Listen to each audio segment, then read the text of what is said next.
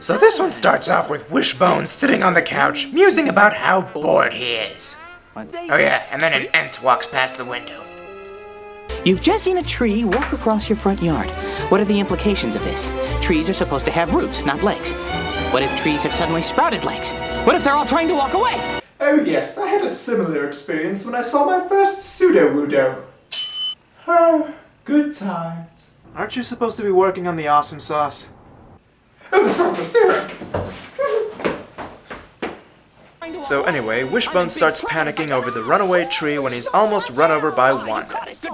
Turns out that she was just planting a tree. She's middle-aged.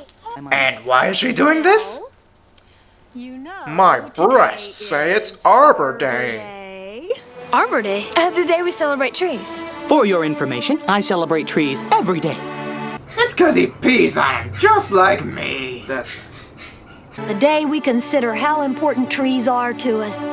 Well, they provide shade and beauty and produce oxygen for us to breathe. I have a soft spot for trees myself.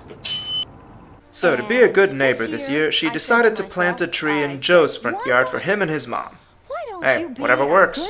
I could be persuaded to let you guys help. Well, okay. Ah, the joys of cheap child labor. I love how this is supposed to be a gift to Joe's family, and yet she hands him the first shovel. Hey Husky, I'm treating you to a steak dinner. Hey, thanks! There's the cow. Go ahead and kill it, slice it up, season it, cook it, and bring it back here. I'll be inside taking a nap. Later! I hate special effects. So Joe and company start digging at the conspicuously grass-free patch of dirt when Wishbone decides to show him how it's done. Segueing into today's story, A Journey to the Center of the Earth by Jules Verne. This little crybaby is Axel. Got it memorized? The guy playing him can't act, but he can whine with the best of them. Next is Hans, the guide, though how you guide someone through a place no one has ever seen before is lost on me. And Wishbone himself is playing Professor Liedenbrock, the leader of the three-man expedition. Ooh, another professor on this show? Uncle, we still have time to turn back before we are lost. And you still have time to get some acting lessons. Turns out, Liedenbrock is actually following a trail marked by... The initial. The letters A and S. So? Well, Axel, A is for apple and S is for soup. You really should have learned this stuff before coming down here. Actually, they are the initials to Arnus Saknussemm, allegedly the first person to journey to the center of the Earth 300 years earlier. They journey on for a while, but Axel runs out of water and decides that this is the opportune moment to start complaining again. And worse, we have no water. I'm being dramatic, can you tell? Axel, take my canteen. It's the very last mouthful. I saved it for you. I knew you were going to complain about it later. Liedenbrock offers to let Axel and Hans return to the surface while he goes on alone, but Axel doesn't want to leave him. Next thing you know, Hans finds an underground river behind some drywall, and the day is saved. For now. Hey look, clever segue. Wishbone finds something in the hole, and they ditch Wanda to go check out what it is.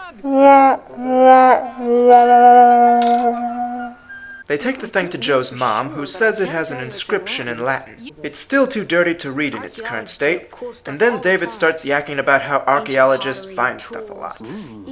Then the medallion gets bored with this scene, and cheap special effect transition us back into the story.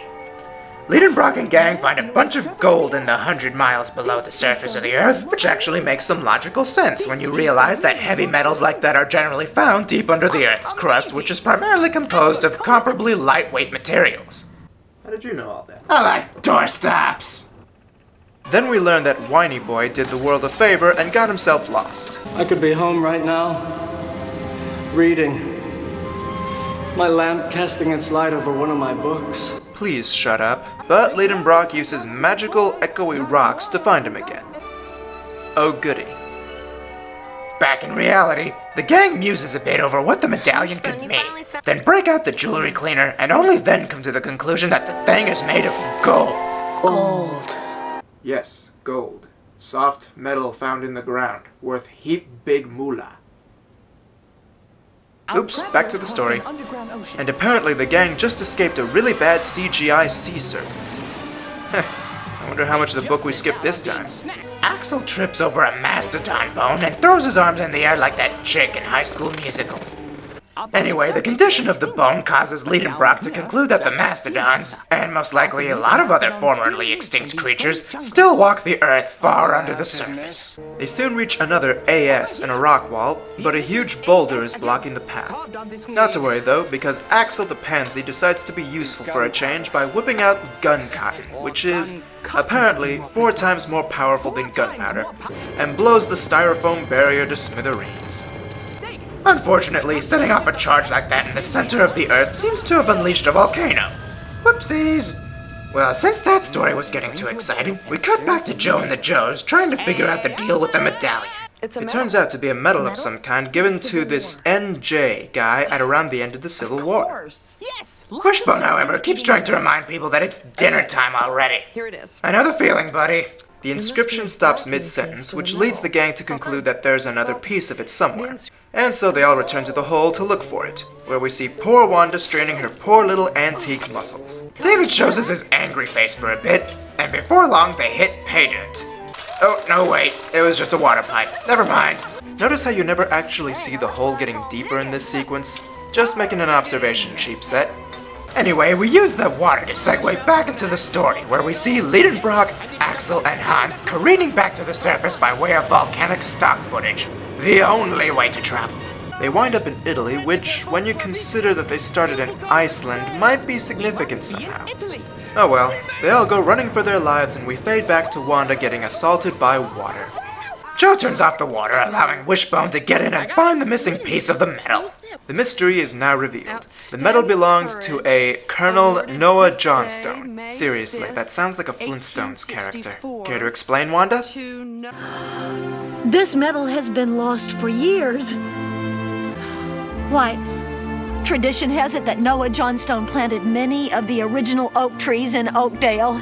Oh, so this is how they tie it all back into Arbor Day. Thank you. Well, she's excited. So much. And apparently the hole got so deep that it created a green screen effect on the outside. Weird, huh? Oh well. The end! I know I made fun of this show, but I still love it. It was this and Pokemon that got me through my childhood, and the fact that I can still look back on it and enjoy it, warts and all, even after all this time, I hope proves its merits.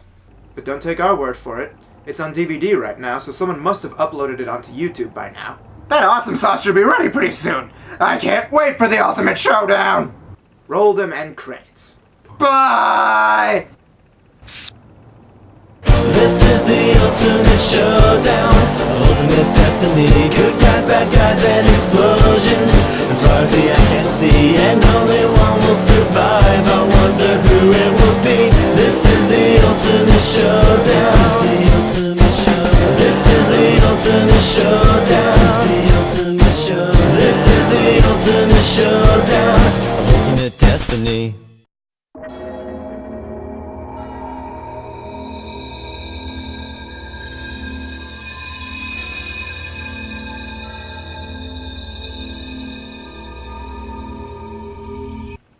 Oh yes, I had a similar experience the first time I saw... Not the first time I saw them. Oh yes, I had a similar experience when I saw the...